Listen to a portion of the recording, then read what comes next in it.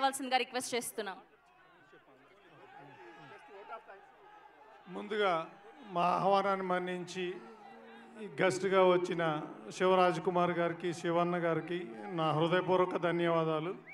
అలాగే ఇంత వర్షంలో కూడా మీరు ఓపికగా వెయిట్ చేసి, అది ఒక మన నందమూరి అభిమానులకే సాధ్యం. మీ అందరికీ పేరు పేరున కృతజ్ఞతలు. అలాగే మీ ఉత్సాహం కోసమే మేము ఎంతో కష్టపడి ఈ సినిమా చేసాం.